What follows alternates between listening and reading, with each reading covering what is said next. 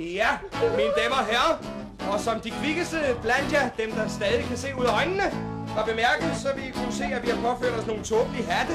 Og det er fordi, vi skal til at foretage os noget uhyre tåbeligt. Vi havde nemlig tænkt os, at I skulle synge med.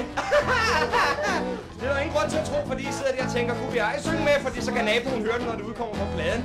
Og hvad man tænker, det er jo heller ikke godt at vide, hvad han tænker, men vi kunne prøve at finde ud af det, ikke sandt? Det gør vi lige så snart, vi kommer hen til den lige om lidt. Og hvem ved, hvordan man kysser en vandmand?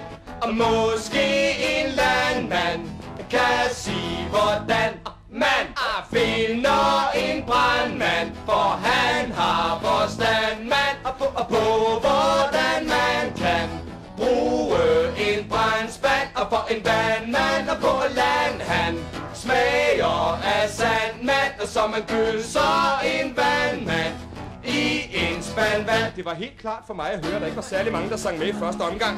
Men det er så okay, fordi I har jo ikke hørt sangen før, så derfor kunne I ikke gøre det. Nu har I så hørt den en gang, men der skal nok være en enkelt eller to, der ikke kan finde ud af det, så vi har lavet en lille snydeordning. Systemet er, at I bare skal synge an, for det rimer de fleste af ordene på, og I skal synge an på et bestemt tidspunkt, og på det tidspunkt vil jeg række hånden op, og det sker om ganske få sekunder, mine damer og herrer. Og hvem ved, hvordan man kysser en vandmand? Meget godt.